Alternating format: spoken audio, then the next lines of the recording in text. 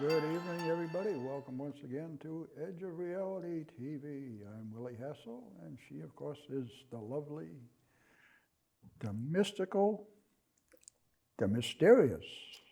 You got it. I It's got me. it. Yeah, you got it. And she's Lynn Nickerson. So, how are you? Good. How are you doing? I'm doing all right. Good. Doing okay for a broken guy, you know. But You look pretty good, but I know there are things going on under that shirt. yeah, I know. Just as long as I don't move this arm, I'm good. Good. Okay. We'll go easy on you tonight. We'll go easy on you tonight. Oh, go easy on. Yeah. Okay, I'd appreciate that. Yeah. I appreciate that. You know, Talking doesn't hurt, does it? talking. Does talking hurt? Not too much. Okay. Good. Not too much. As long as I don't talk with my shoulder, then I'm okay, you know. Hey, we have a great guest tonight. We do. We usually do, but did you he's realize that? unusual. Yeah. So anyways, our guest tonight is Steve Parsons. Steve has been fascinated with ghosts since childhood and has been a full-time investigator for well over 25 years. He is one of the leading authorities on infrasound and its role in the paranormal. He is currently working on a PhD that examines the role of infrasound as a possible cause of various haunting experiences. Known by his peers and leading academic parapsychologists as one of the best paranormal investigators in the UK, Steve is also co-founder of ParaScience, which has celebrated over 25 years of spontaneous case investigations. He is a member of the Spontaneous Case Committee for the Society of Psychical Research and an advisor to the Ghost Club. Steve has contributed to and appeared in documentaries for broadcast worldwide, including the Discovery Channel, National Geographic, Japanese TV, and the BBC. He has worked as the paranormal investigator on the hit TV shows Most Haunted and I'm Famous and Frightened. So tonight, from somewhere on the wind-blown cliffs of Wales, we welcome Steve Parsons. Good evening, Steve. Hey, Steve. Hey, Willie. Hey, hey, Lynn. How you It's a doing? bit different since last time we met. Yeah, a little bit different. You're a little bit closer last time, but that's A all right. lot closer last time. Yeah. Well, how are you doing? I'm doing good. Busy, Good. but good. And how was your flight back? I didn't ask that. It was the flight from hell. Uh-oh. No. Did it take a long time? I was in the bassinet row, and there was a mom, her two children. They took they needed a lot of attention. We'll just leave it at that. Okay. Dear. Three cabin attendants had to deal with them throughout the flight. That's always fun, isn't it? Yeah. Luckily, it's only a short flight. It's only just short of 6 hours, so it wasn't so bad. 6 hours. That's a pretty long flight to me. Yeah, it's a long flight. But it was great seeing you. We're glad we could have you back again so soon. So this is kind of nice. Yeah. I'll be back again before you know it. Oh, we know it. Okay.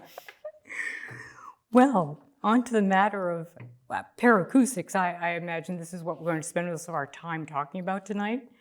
But of course, if you wish to digress at some point, feel free. But I do Have you ever known me stay on track? I think Okay. Steve said he wanted to talk about ducks too, didn't he? Ducks are fine. Can we fit that in, really? Well, maybe at the end of the show. So I really was enjoying your book, Paracoustics, Steve. You and Callum did a really good job on that. Thank you. Really well done. So what I'm curious is about, now I was listening to a radio show by Ann Winsper, and she was saying that, she has a lot of, from a childhood, she had a lot of paranormal experiences, or experiences, that she couldn't explain. So that sort of spurred her curiosity to get really involved in investigating the paranormal. I guess from probably a sound point of view, although in general she was interested in uncovering what it's all about. So how about you? Have you got much of a paranormal background from your childhood? Um, not that I can remember, but I'm at that age now where I don't remember much. As I recall, I read about ghosts. I read about haunted houses, and I just wanted to see a ghost because, they interested me. It fascinated me. I thought I would like to see a ghost. And so I was 7 or 8 years old at the time. So from, at every opportunity, I would ask to be taken to haunted houses, castles, wherever I heard a ghost story. Oh. So then I eventually realized, it dawned on me that seeing ghosts required a little bit more than just, they're elusive creatures, aren't they? They just don't perform on cue, do they? Yeah, they don't turn up to order. So that gradually over the years turned into how can I increase my chances of seeing a ghost? So I'd always been interested as well in technology, cameras and such like. And I thought, well, maybe I could photograph a ghost. And that didn't work either, because they're also camera shy. And gradually the path coalesced into, I'm not going to see a ghost, but why do people see ghosts? So it became more of an exploration of the human experience of ghosts. Okay, well, contingent on that, I must ask, along the lines of why do people see ghosts? What I found a really curious point, you see ghosts sometimes when you see full body apparitions and they're clothed. So you know that seeing clothes isn't really paranormal. How is it that, the clothes don't die and go to eternal life? So how is that happening? So how did you reconcile the idea of seeing things from the past, people from the past, and not just seeing like a white diaphanous form? What do you think the distinction is? Well, the idea of the naked ghost is the conundrum, or one of the many conundrums that we don't have an answer to. We don't yet actually know even what a ghost is, because, we cannot define what a ghost is. True. And so what you might describe as a ghost might be, or what you might understand as a ghost, or what you might mean when you're talking about ghosts, might be completely different to somebody else. And so it's very difficult to categorize something that we can't yet understand. So maybe the fact that people see ghosts in clothes might be because that's how the ghost wants to be seen, or it might be because their brain is conjuring up an image based upon how they think they should perceive the ghost. Okay, and on that, a lot of people experience the paranormal in different ways, and people have different ranges of sight on the light spectrum. So they may not see the same thing because of their eyes and their eyes' perception.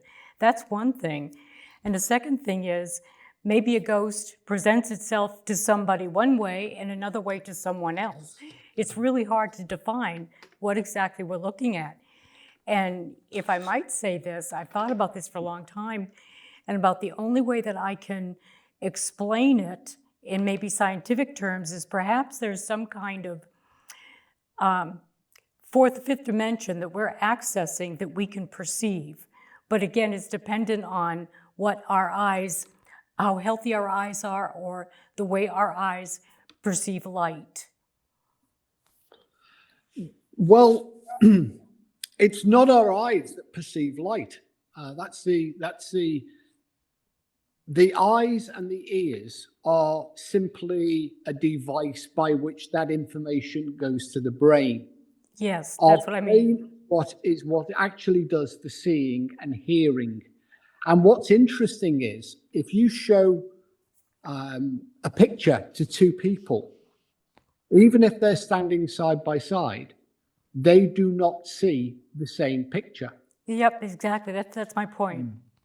So it may be that the world, that if you have two people standing side by side, it may be that one person's brain is creating a reality for them that is different than reality for the other person. What is interesting is our perception of color.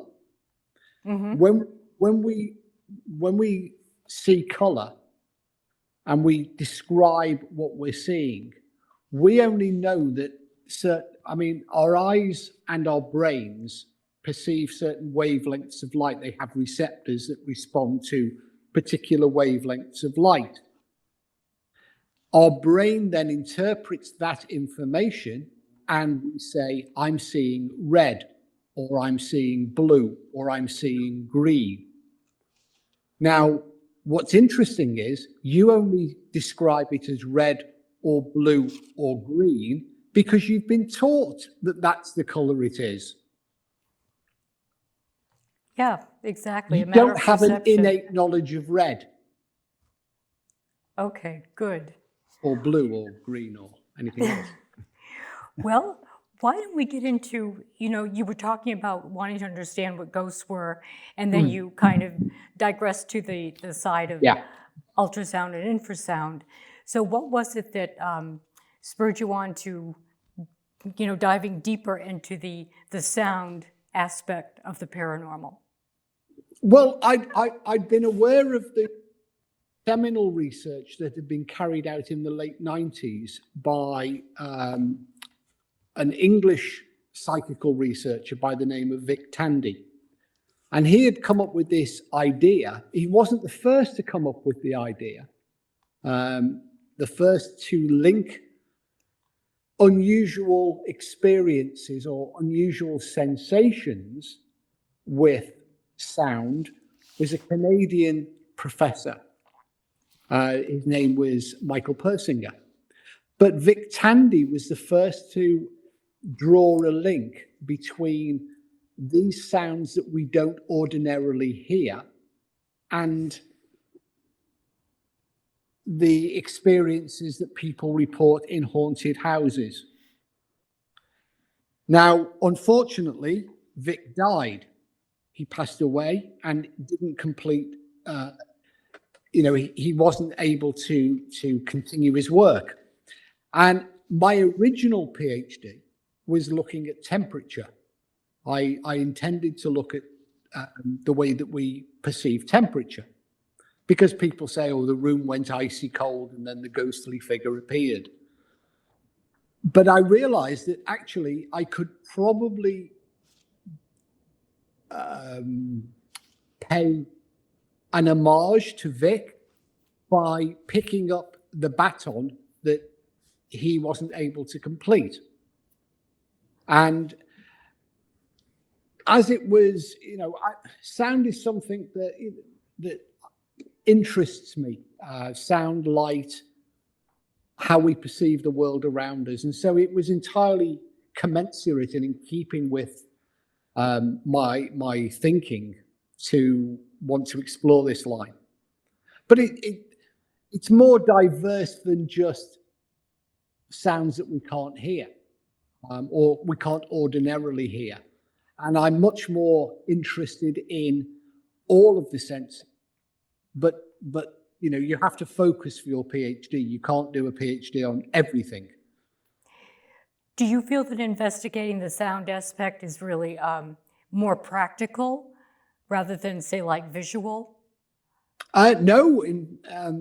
For me, in fact, the next book that I'm working on is Paravision.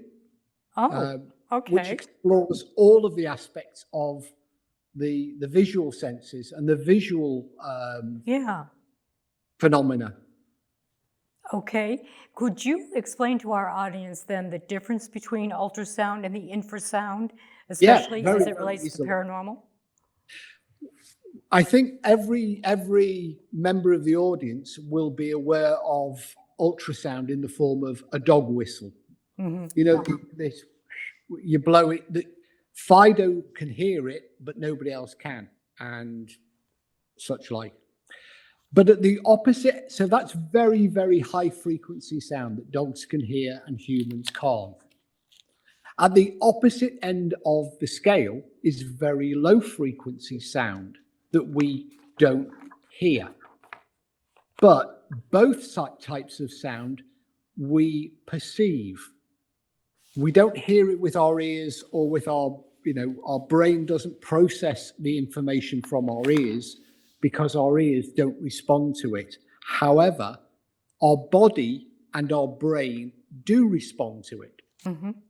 And that can result both very low frequencies and very high frequencies that our ears are not designed to pick up. Our brain can't still respond to because very low frequencies in particular are vibrations, and they're picked up through our entire body. So you have a different type of hearing that doesn't use or need our ears. But our brain still says there's something there. I can't hear anything, but I'm aware that there is something there, and it has an effect. Okay, so do you think it's the infrasound that is what's playing on your body when you sense that something is there? Is that what you're saying? Absolutely, and Okay. it's been known about for a long time. Okay. For example, there was back in the 1960s, a US Navy surgeon noticed that whenever they were launching aircraft off the aircraft carriers, you would have all of the young naval ratings would gather on the flight deck, and then they would become aroused and aggressive and sexually aroused. And it was the vibration from the jet engines resonating across the ship that was causing this aroused state. And they also were aware that, and this is where NASA became interested, because they were just starting the space program with Mercury, Gemini, and Apollo. And they wanted to know, would this, the immense sound pressure from the rocket engines affect the performance of the astronauts? Okay, so if infrasound does affect your awareness, in that you detect an entity, for example, or some kind of energetic waveform there, why is it that another part of the reaction set is that it makes you feel ill or dizzy, or you get a sense of foreboding? Because they do say that infrasound is the catalyst for those feelings. That's right, but it's got nothing to do with apparitions, and both Tandy and Persinger had made that same. But what they both noted was that there was a sense of foreboding, and that's the brain responding to a threat. The brain is perceiving something that it doesn't yet, it can't hear, but it knows that there is something happening. And so it starts to engage the fight and flight system to prepare us. So it makes you wary and cautious and nervous, anxious.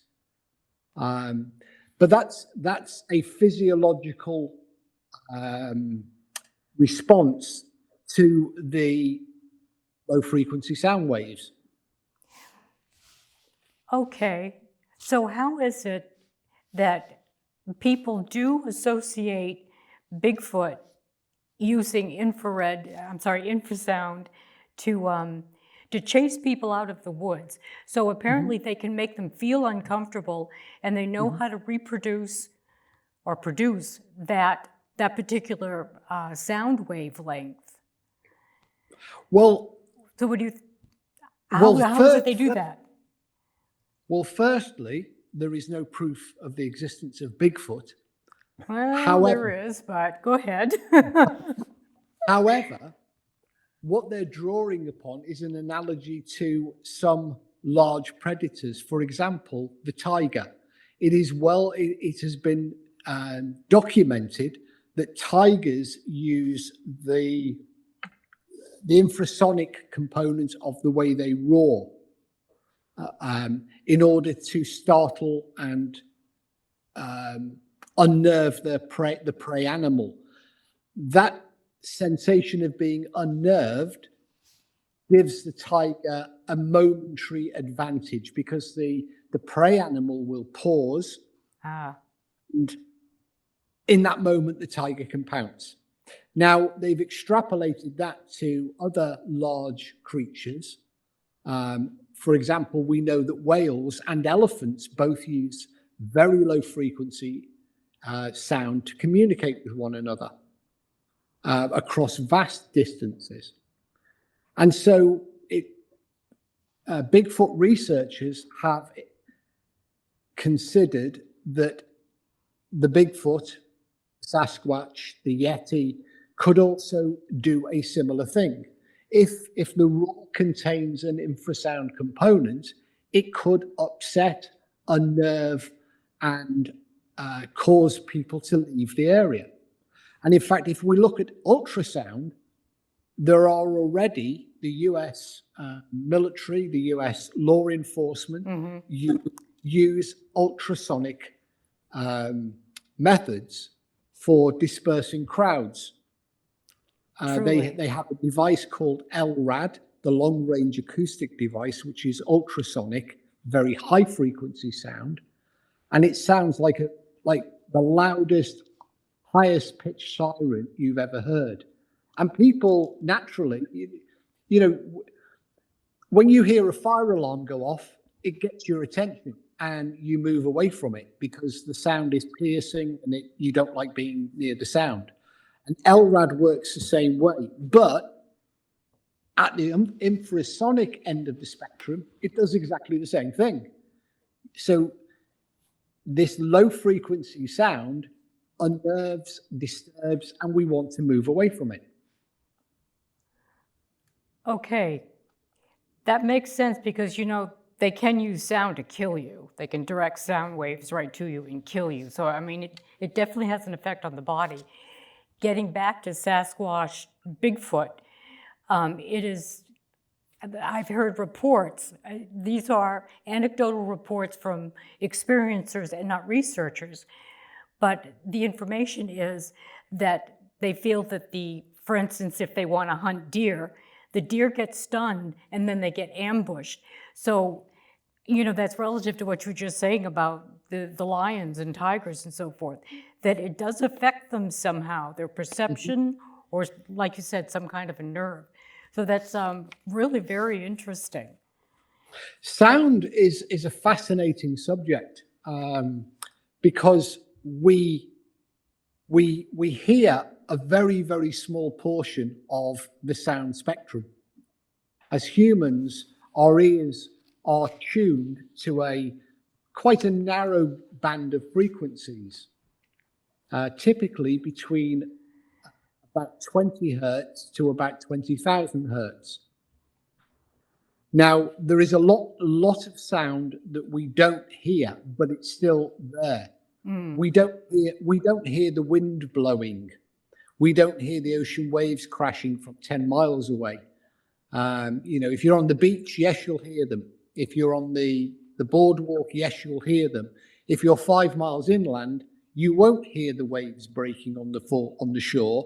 But with sensitive microphones, that sound is still there. We just don't hear it because it's so quiet.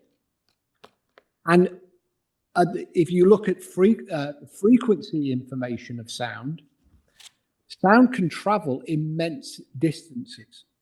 It is easily possible with sensitive microphones to hear a thunderstorm 500 miles away, or to hear the thunder 500 miles away. So you're really talking amplitude? If you have a It's amplitude and frequency. You have to have both. Okay. If you turn the sound up, we talk about infrasound as being sound that we don't normally hear, but you can hear infrasound if you turn the volume up, if you increase the amplitude. Okay, so what happens when, say, like you're in the middle of a paranormal experience and you hear perhaps a train coming in the distance and it seems to approach you and then it seems to pass? Didn't you say that the frequency of the source, it doesn't change, but the amplitude does? No, both will change. It's called the Doppler effect. Right. So do you want to talk so- about that for just a little bit? Well, the easiest way to do that, to describe the Doppler effect, is sound waves that are traveling towards you will increase in amplitude and frequency. So you get this wow. So first of all, it increases and then it decreases as the sound source moves away from you. But it's not just amplitude, it's frequency as well. Okay. Well, how about directionality? Directionality is one of the big problems of infrasound, low frequency sound. We are next to useless at perceiving. In fact, it is because of the very long wavelengths of sound, there is almost no directionality in infrasound. So that's why you can have one subwoofer that can be anywhere in the room, but the higher frequency speakers of your sound system have to be positioned to the left and right so that you have stereo sound. But the bass part, the subwoofer speaker, can be anywhere.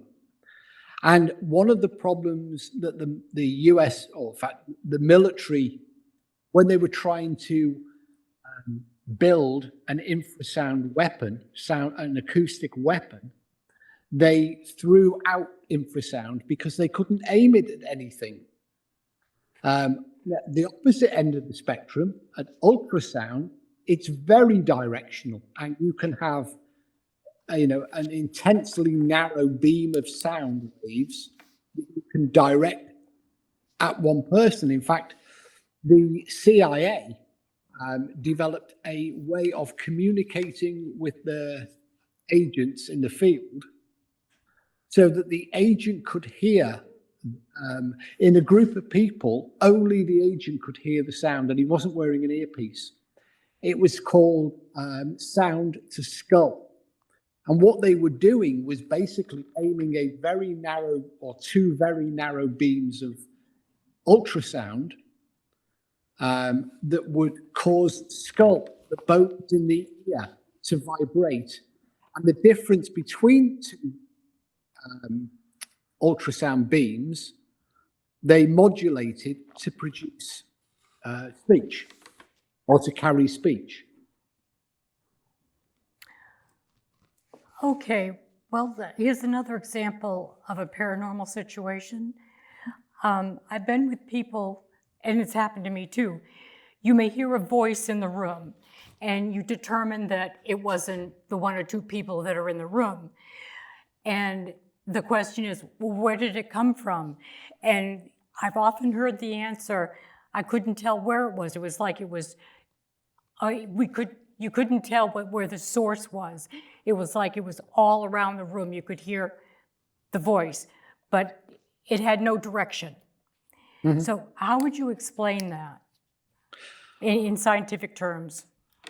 Well, in simple scientific terms, it becomes very difficult to explain. And in fact, we have a recording of an incident that took place about 20 years ago. And it was in a large, it was in a large former school building. Now, we had equipment, sound recording equipment, because there was audible phenomena reported, the sound of music and voices. And so we had put on two levels, on 2 floors, and at opposite ends of the building, we had microphones. So these were separated by several hundred feet, and they were on different floors of the building. During the course of the evening, people started to report they had heard the sound of children running and playing, and general playground, schoolyard noises. We went back and we played the recordings, and we had recorded those sounds. And what was interesting is every piece of sound recording equipment had recorded those sounds. And we thought, well, we should be able to trace them, because obviously if they're nearer to a microphone, they will be louder and quieter if they're further away. But what we discovered, to our surprise, was that we looked at the 12 sound recorders, and they had each recorded the event at exactly the same level. There was The no same difference. sound level, like the same volume? Is that? Exactly the same volume. It Wow. didn't matter where in the building the device was located, the microphone was placed, the sound was exactly the same. How do you explain that, Steve? We When can't. chances are the We- children, you can't, right? You can't, right? We can't. That's really strange. Yeah, that is. You know, and we did spend several months. I mean, our first thought was, there's a public address system. There are multiple speakers throughout the building playing this sound, because that would be a way by which it could happen. Yeah, sure. However, there wasn't a public address system. Willie and I had experienced something like that. We had a recorder upstairs, and then on the second floor of the James house, we caught the same exact recording, but the one downstairs was a little bit fainter. So we concluded that whoever this woman was speaking on the recorder was up there with us. Yeah, that would That was be entirely easier. logical, because as we're doing now, the nearer you are to a microphone, the louder your sound, Sure. the sounds will be picked up. But what we discovered at the school was that it didn't matter where the microphones were, the sound was, and I'm not talking, it was nearly the same. When we measured the sound levels, it was exactly the same. Wow, that's bizarre. That's so bizarre.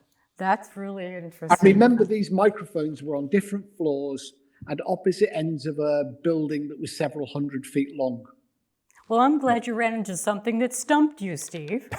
Oh, I've had, I've been stumped on more than one occasion, but I think for me that validates the paranormal possibility, because far more than being on watching the TV shows, because I've been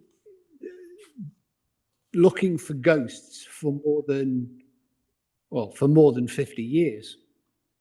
But I can still count on the fingers of 2 hands the number of times where a truly inexplicable event has taken place. And it's that scary, because if something is paranormal, it's almost by definition rare, an unusual event. If it took place like it does in the world of television, repeatedly, many times a night, every time somebody goes into a room or visits, it's too often, it's too common.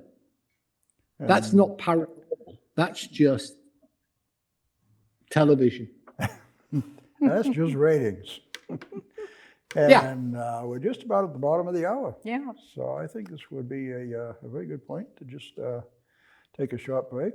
And we're talking to Steve Parsons, and we will be back in just a minute. Don't go anywhere, Steve. I have more questions for you. I won't be getting And Okay. they get tougher too.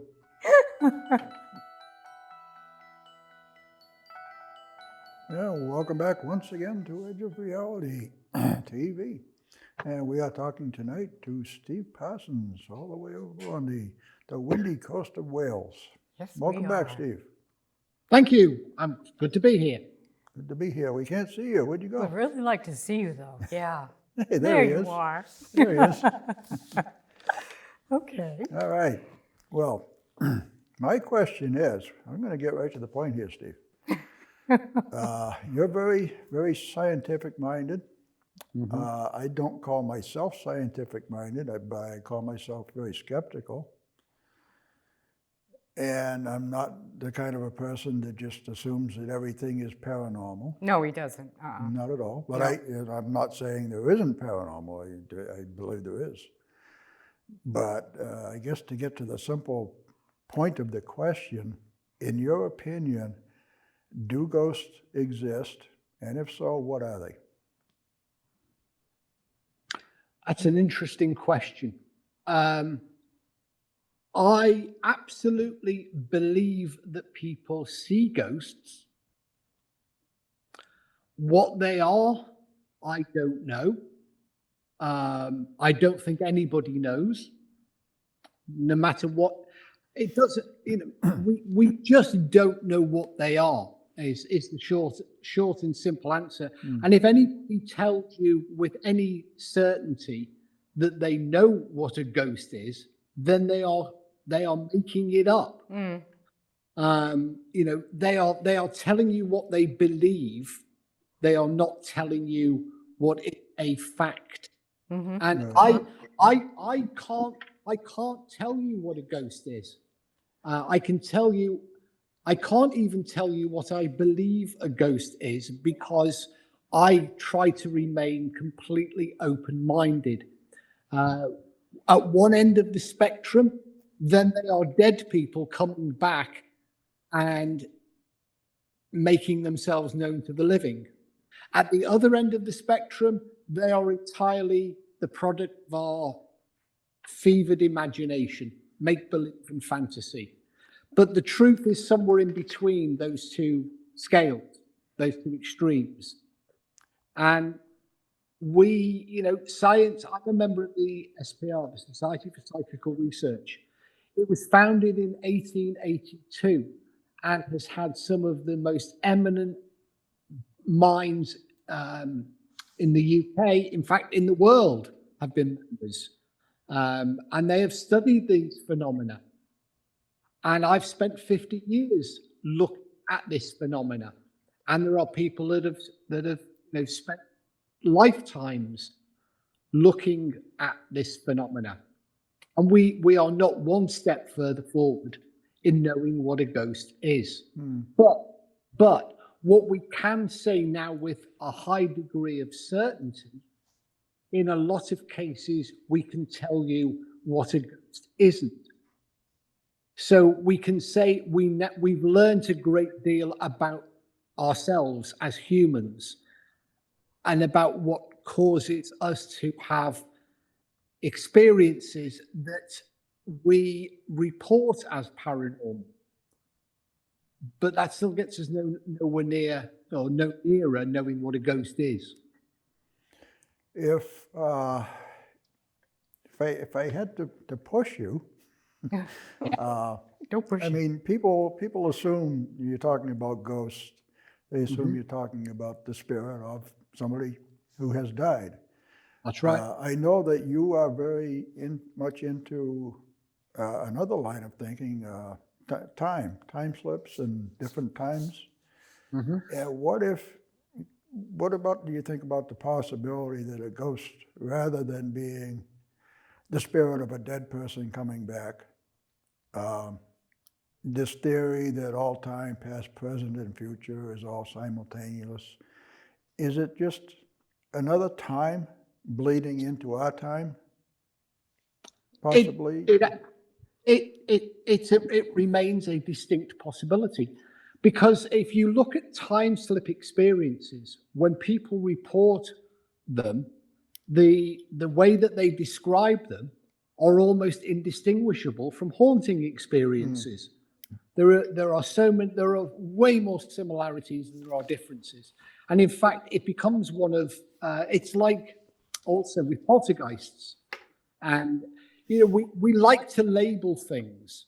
That's an apparition, that's a poltergeist, that's a demon, that's a class A full-bodied apparition, etc. When in reality, they could all be part of a continuum. They could just exist on a scale of experience, because there are there are more similarities than there are differences. And so it comes then down to a question of how you interpret that experience, what your beliefs and expectations are. And sometimes it makes more sense to me that it is a different time rather than a ghost of a dead person. But if science doesn't disagree with that contention. Science finds a lot of agreement. Scientists have, time itself is a construct. We invented time. Yeah. It's something that we created. It actually doesn't even exist. Well, it does to us because we made it happen. Exactly, yeah. It's 26 minutes after 8 in the evening here in the UK, but it's exactly the same time as it is where you are, and it's 20 after 2. Yeah, it's just measured differently. But what I was how going we interpret it. What I was going to say, though, is, if it is just a bleed over to another time, then they're just doing their thing, we're doing ours. But then there have been cases like it. You mentioned your favorite haunted house. Recently, during investigations, we have had things happen. Like several times now, we've had nails thrown across the room. That doesn't that doesn't fit in with a different time. That's something that's actually happening right there. Well, it's happening where you are at that point in time and space. I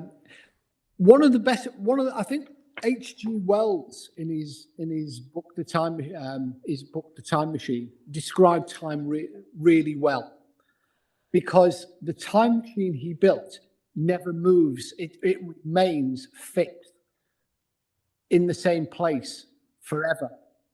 But going into the machine, he can travel forwards and backwards in time, so he can interact with dinosaurs and people from the future. But in physical space, it remains the same. Now, our world isn't quite like that, because whilst you are separated by time, you are also separated by distance. So if we wound back our clocks 10,000 years, what we would see would be very different, because we are also separated by distance. But time is entirely a human construct, and science recognizes that time isn't a endless progression from A to Z. That time can actually be distorted and warped and twisted and can fold back on itself. And in fact, that's the basis of a lot of the work that was done by Einstein, and it was the basis of these ideas of wormholes, the idea of traveling through time and space. And they always put in the element of time, because they are inextricably linked. Not to mention that time during the summer, when it's nice and warm and sunny, goes a lot faster than time in the winter when it's cold. Yeah. Well, it's how time is, without a clock, our body has a natural clock that that, science recognizes and has been studied, the biorhythm, that our body does have an inbuilt clock. But that's very different to how we perceive time. Time is, as you say, if you're busy and enjoying yourself, then time passes, passing very quickly. If you are stuck doing something mundane and boring, like listening to me, time drags. That half hour seems to take forever. And as you say, summers seem to fly past us, and yet the winter months seem to drag on interminably, almost forever. Here in West Wales, we have 8 months of winter, a month each of spring and fall, and 2 months of summer. That sounds about right here. Yeah. So It's it all quite comes like- back to a matter of perception. Yeah, matter of perception. Getting back to, defining a ghost, there are slight differences, but there are ghosts and then there are apparitions. And sometimes a ghost might just be a single individual trying to communicate, even if it's just visual, and maybe it's audio. But then there's also the apparitions, like an event. Like I was going to ask you about this tonight later on, but I'll bring it up now. Lincoln's funeral train. That is a whole event that people have witnessed. And the odd thing is, it changes. Sometimes they will see the smoke from the smokestack. They'll hear the whistle blow. They will see the train sometimes. And sometimes you will hear funeral music. So I was listening to a clip of people, some researchers in Columbus, Ohio. There were two places, not Columbus, but they were there in Columbus. But historically, Lincoln's funeral train is seen on the 26th and 27th of April in Albany, New York, and then on the 29th of April in Urbana, Ohio. So there are different versions of how the train appears. But my question is, number one, obviously, this apparition is some kind of energy set, a set of energy frequencies, just as perhaps a ghost is as well, but it's probably far less complex. So what do you think the energy differences are there? That's my first question, between the ghost and an apparitional event. Okay, well, in reality, the definition is so broad that what you've described, an apparition is simply an appearance. So you can have the apparition of a train or a person or when that's described as, so you would have Marian apparitions for an appearance of the Blessed Virgin Mary. So an apparition is simply a word to describe a visual experience. A ghost is how the person describes that experience.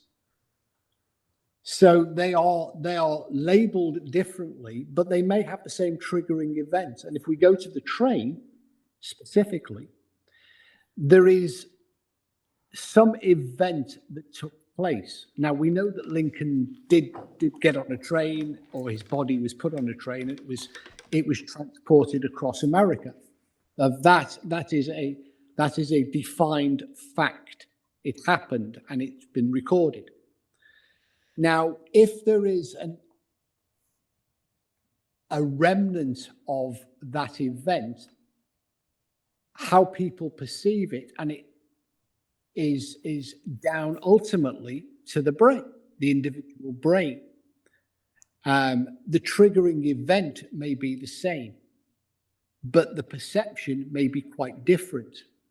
And so whatever the remnant, the energetic remnant of that event was, in some people, it becomes a vision, an apparition of a train. For others, it triggers the sense of smell, and they smell smoke from the smokestack. For others, it may trigger an audible reaction, and they hear the sound of the train moving or clattering down the line and the whistle blowing. What's interesting about the human senses is they can get mixed up. We've all heard of tales, and they are real, of people who can smell color and who can taste sound. And there is this effect called synesthesia, where people can do where the senses actually get mixed up. The brain takes the impulses from the touch senses and turns it into pictures and images, and it turns sounds into tastes and smells. So we know that the brain, ultimately the brain's doing this. So there is an event, a factual event that took place, an energetic remnant of that event happens, but what people then take from that, whether they smelt it, heard it, saw it, is down to the individual, and then it's down to how they then describe it. So if it's visual, it's an apparition. Or they may say it was a ghost. I saw a ghost. Yeah. So those labels are entirely arbitrary. Well, the train event is so multi-layered and multi-dimensional, whereas the apparition of just a ghost is a bit more simplified. So it seems to me that there would be more of a force field involved in the train event. But my other question regarding for instance, an event like that's so multidimensional and forceful, what if a skeptic came along, like Mr. Willie Hassel, and he wants to experience the event, so he goes to the tracks and he stands on the tracks while this event is taking place. What do you suppose would happen? I don't know, because, and I'm just going to wind back a little bit, just to put a different perspective on what you said a moment ago, because a ghost is a human applied label to an experience.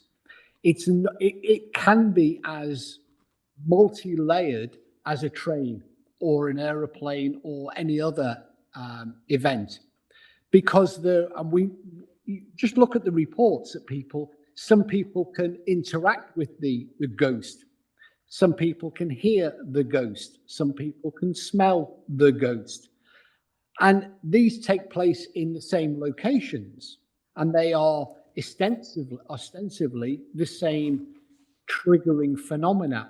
It might be a train in the case of Lincoln. It might be an event that took place within the building, but how people perceive it can be very different. And so I would argue that there is no difference between Lincoln's train and the ghostly spectre of Anne Boleyn walking down a corridor. It's all down to perception and how you then interpret that event. But something like the train event, I mean, people feel the wind and they hear the train and they hear the whistle. It just seems to me that it would be quite a forceful force field.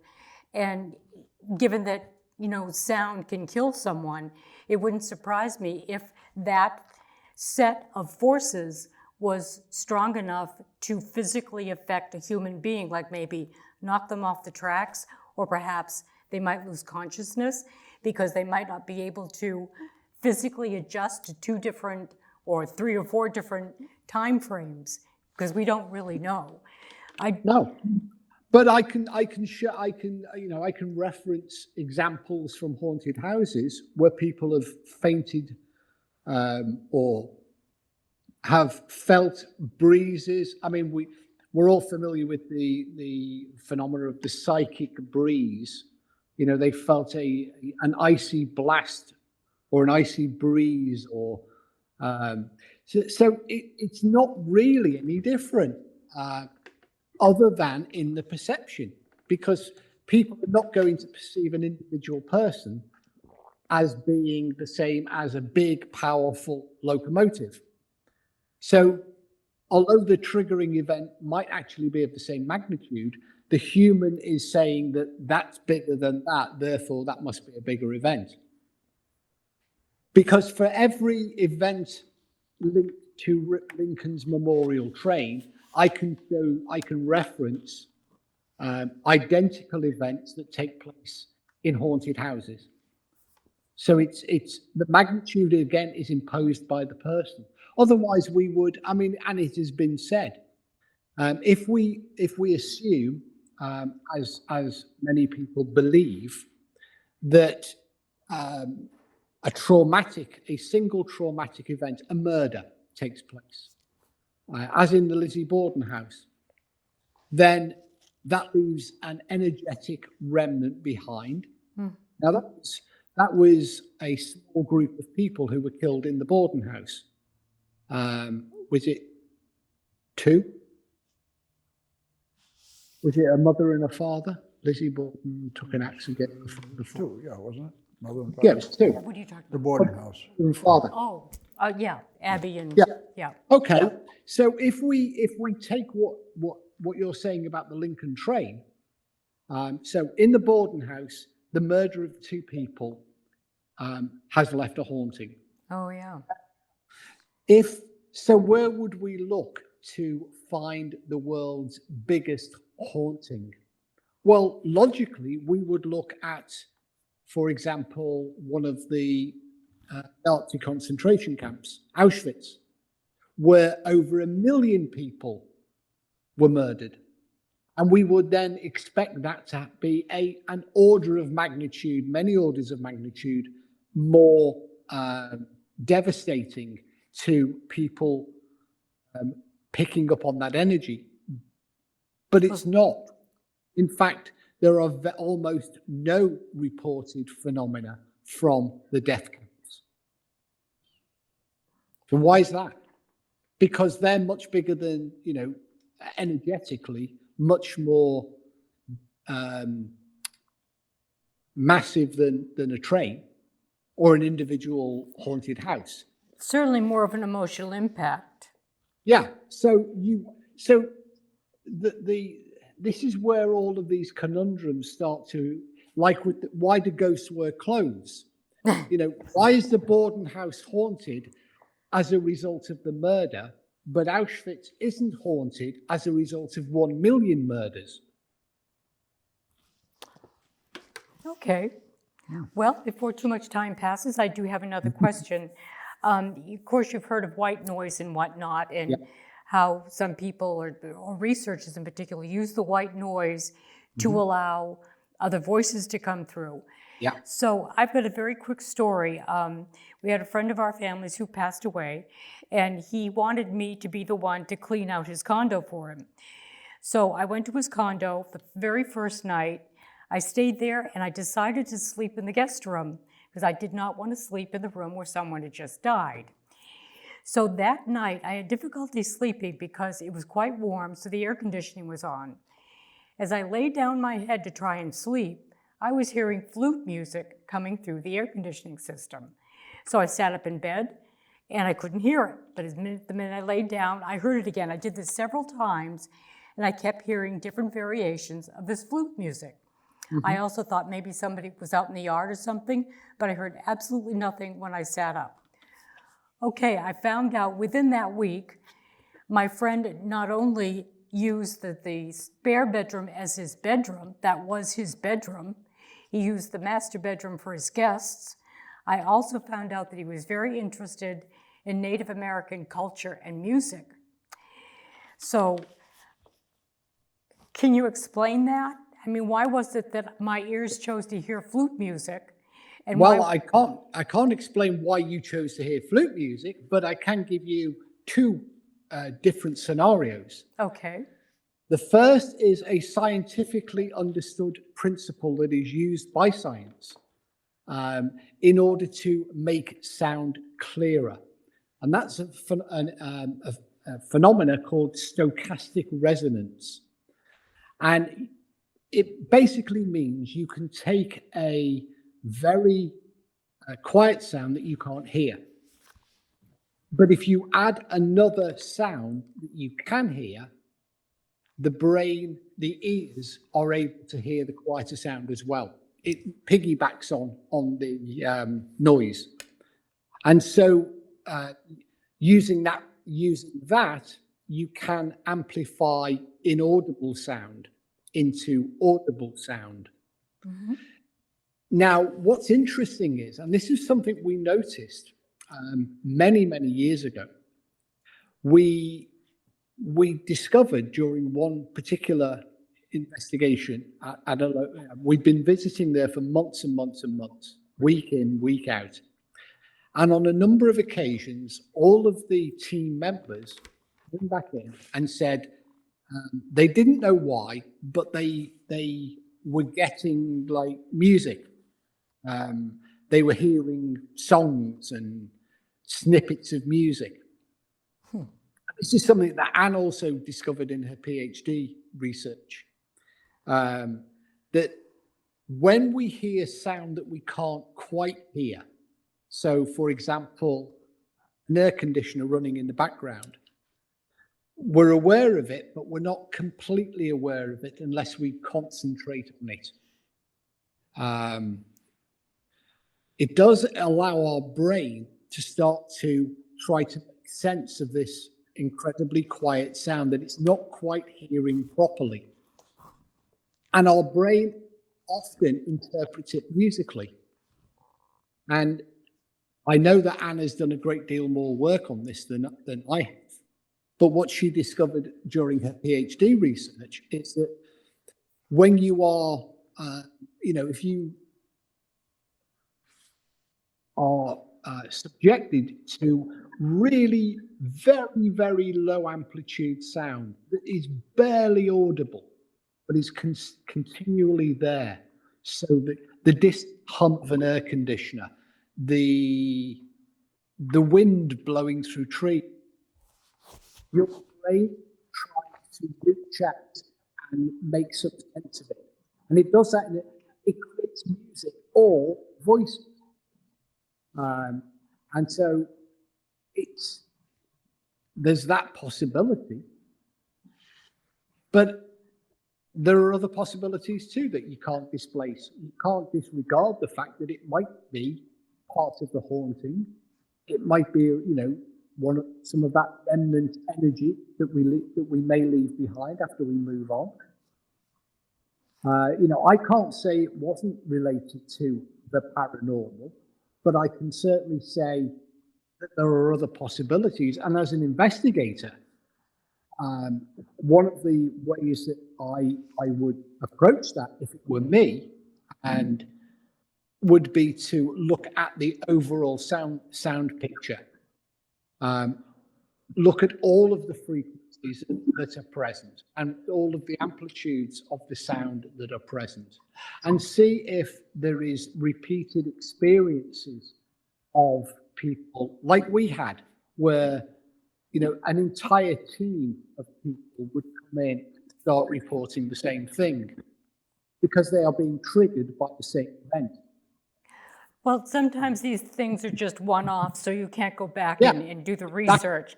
But it's odd that I picked up on flute music. It wasn't orchestral music. It wasn't a guitar. It was flute music. Yeah. And I later found out that he had an affinity for it. So why is it that my brain chose that particular kind of music? I don't know. If it's just a matter of perception. I don't know. We're going to have to save that for a future show. Yes, we'll have to do that. We're out of time. Talk about that later. As a matter of fact, Well, we can end as we started by me going, I don't know. I don't know. What was that? Science doesn't know. We haven't got the answers. No, we don't. No, I know. Yeah. And Steve, where can we find your books? Oh, they're available on Amazon. Just search for Stephen T. Parsons, and you'll find the books. And your website? www. Hang on. No, we don't do the triple W anymore. It's just, for me, it's all one word, The Ghost Hunter. So, straight, no spaces, The Ghost Hunter .webs.com. And parascience.co.uk? And parascience.org.uk. .org. All right. Thank you very much, Steve. Okay, Been a thank you, pleasure. Steve. All right. Take care. Hopefully, I'll be able to wave to you from a screen on board the USS Salem. All right, All right. Okay. Thank you. and that is another show. It is. It is. Another interesting one. Very, very good show. Yes. Very good show. And we'll do it again next month. Yeah.